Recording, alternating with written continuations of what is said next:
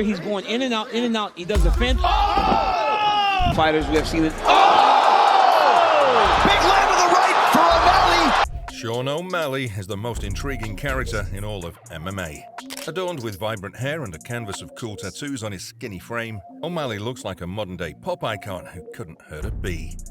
Inside the cage, however, he's an absolute phenomenon who plays with his prey before unleashing his deceptive one-punch knockout power on them.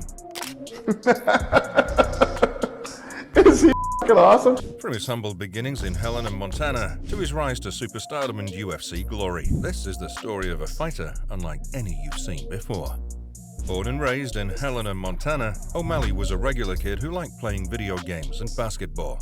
Unlike his father and brothers, he hated mixed martial arts and prize fighting in general. He's like, how can you guys watch this, man? This stuff's disgusting. Runs upstairs, dimes me out, tells his mom, Dad's down there watching UFC. Mom comes down, makes it shut it off. However, fighting wasn't the thing he hated the most. The MMA star found school even more unpleasant. So, when he received an opportunity to try mixed martial arts at a local gym, after dropping out of high school in his sophomore year, he decided to give it a go. Within a couple of training sessions, O'Malley's coaches realized he was a special talent. Sugar Sean tried a bit of kickboxing and then amateur MMA, and after garnering success in lower circuits, he turned pro. O'Malley started his professional mixed martial arts journey in 2015, and his first notable victory came against Tyson Lin in his 5th pro fight.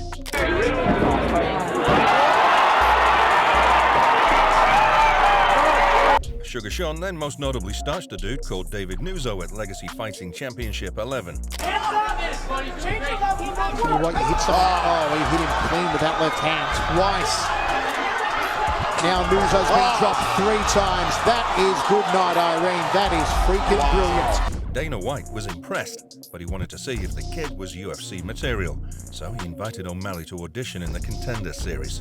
In July 2017, O'Malley faced Alfred Kashakian in the biggest fight of his career at that time. It was a tough fight, and O'Malley took big shots and was also controlled on the mat for some time. Whether it's a fist or a foot, but he's on the ground now as Kashakian looks for some ground and pound. Yeah, he's raining down some punches here, and this is one of the things I talked about. He has some finishes. When he gets on top of guys, he'll pound you out. However, Sugar Sean got up every time he was taken down, and ultimately, he produced a highlight reel KO with a devastating punch down the pipe. Oh, big right at Kashakian. He faked the Hands spin. low to take blows from O'Malley. Oh, that's it. That is it. Dana White couldn't be happier. Brings Dana White to his feet, and he is still undefeated. O'Malley's first 2 fights in the UFC were tough. He won 2 rounds to 1 against Terrion Ware in his UFC debut. Allowing Ware to actually get a beat on what he's doing. Every strike landed so far by both fighters has been a significant strike. In his second fight, he suffered a dropped foot in the second round, allowing his opponent Andrei Sukumtar to mount a little comeback. Luckily, he still managed to win. Barely can stand. Look at that. Put pressure on the right foot. Kicking it. No! And again, Sukumtar with a wayward shot. O'Malley won the fights, but he knew he needed to deliver a statement victory to impress UFC fans. O'Malley took a 2-year break and returned to the cage in March 2020 when he delivered what the doctor ordered against Jose Quinones. As soon as the fight started, O'Malley made Quinones lose his footing with a body kick. Sean O'Malley in green. Front kick to the body. Quinones tried to fire back after getting up, but O'Malley was too quick for him. What's interesting, when I was talking to Sean, O'Malley continued to frustrate his opponent with his striking prowess. traditional martial arts, he kind of learned all these kicks. Can't move around. He looks like a karate stylist or a taekwondo guy. Right there. Spinning back kick to the body. Quinones lost his cool and overextended, but was shoved in an embarrassing fashion. Go art for art. Right. Oh, he tagged him with that right hand, just threw him down. A few seconds later, O'Malley put his foe out of his misery with a head kick leading to ground and pound. Right. Oh, he tagged him with that right hand, just threw him down. High kick. O'Malley goes high. Now short uppercut. Keko covers up. If that performance didn't impress you, wait till you see the next one. 3 months after defeating Quinones, O'Malley fought the aggressive and hard-hitting Eddie Wineland at UFC 250. The first 2 minutes of the fight saw little action as both men circled away. Wineland was aggressive as he pushed the pace. And the way that he pursues, he's got that mustache. He looks like he should be fighting in like the 40s way on paper. Yeah, on paper. He's got that wide stance and that weird herky-jerky slip and fire style. O'Malley landed a neat right hand followed by a couple of body kicks in the second minute. It throws very good counter shots. Wineland caught O'Malley with a couple of big right hands. Nemiroff, bold characters. And real dangerous with his striking. Wineland was having a lot of success in the first couple of minutes of the fight, but he got carried away with the success he was having. O'Malley landed a beautiful combo to turn the tide in his favor. Be careful here, though, because when you're engaging O'Malley, look, A few seconds later, O'Malley produced a deja vu KO with a straight right hand. whenever he's going in and out, he does a fence.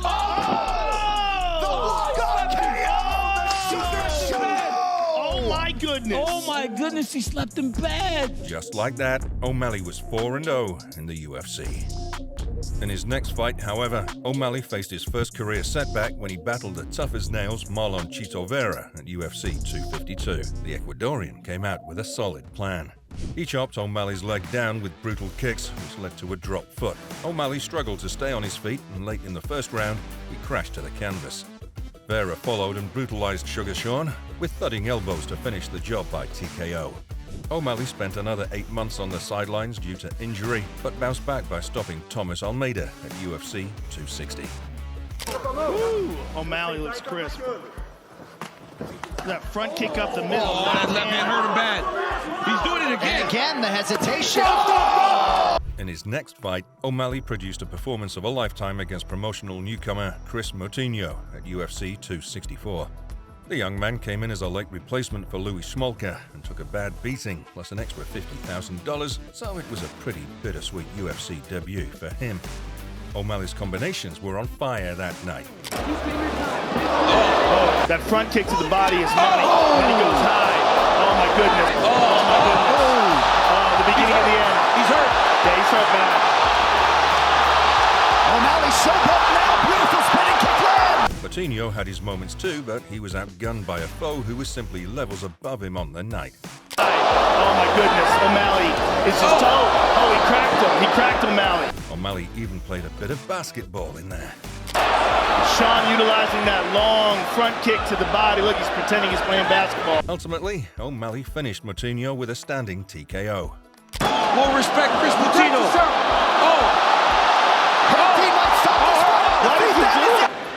Look at that beautiful left hand by O'Malley. Pops him with the right.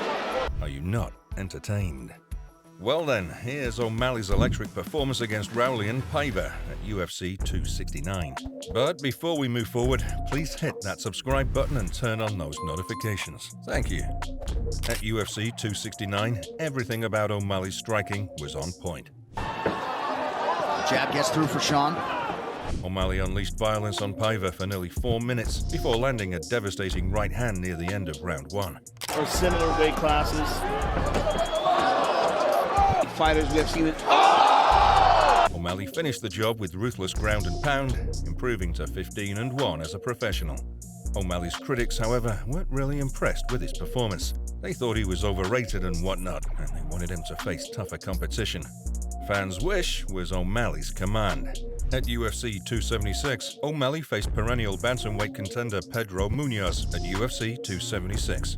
Unfortunately, their fight ended due to an accidental eye poke. Oh. Eye poke.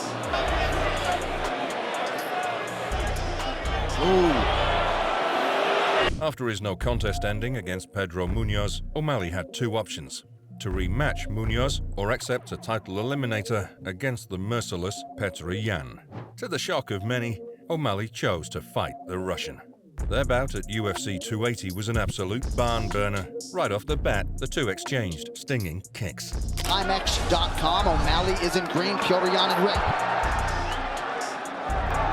There's Petr Yan going after the legs early. O'Malley defended Yan's initial takedown and then almost connected cleanly with a straight left. O'Malley's got a lot of grappling heavy camps. A few seconds later, Yan returned the favor by clipping O'Malley and then securing a clean takedown. Again, gets his hands locked under the butt, puts him down. O'Malley made his way back up half a minute later, and the two continued to exchange blows on the feet.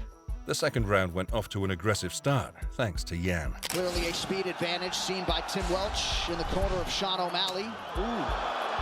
Yan opens round 2 with a body kick. O'Malley waved Yan's aggressive spell off and then badly rattled him with a straight left.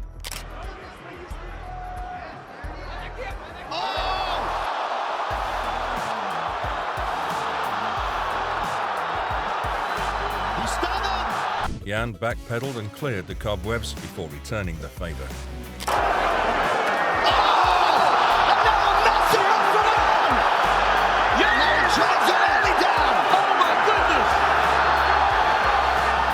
Yan dominated round 2 from that moment onwards. The back and forth continued in the third round as well, with the American producing the biggest moment of the night by landing a knee that did quite a lot of damage.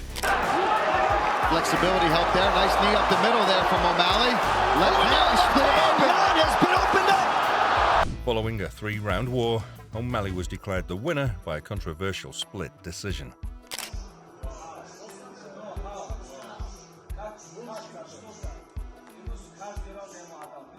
With that, O'Malley secured a bantamweight title fight against Aljamain Sterling at UFC 292.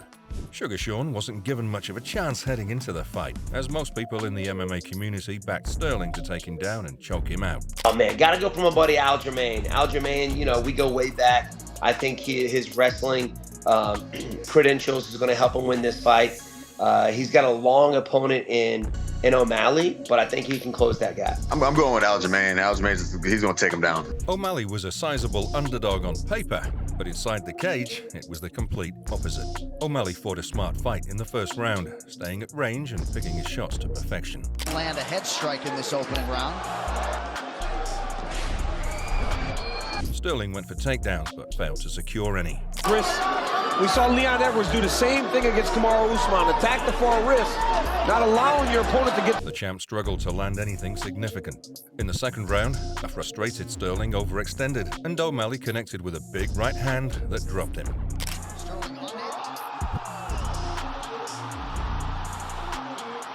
O'Malley landed a huge ground and pound until the referee intervened and declared him as the new king of the bantamweight jungle. That ultimately brings us to the big question: how long will O'Malley stay at the top? Being the bantamweight champion won't be easy. Sugar Sean will have to take on the toughest, meanest, and most merciless contenders in the division. His resilience will be tested big time, and if he goes on to take out the best in the business with the same sort of dominance that he's so far shown, nothing will stop him from becoming the greatest of all time. Will Sean O'Malley solidify himself as one of the greatest of the game? Let us know your thoughts in the comments.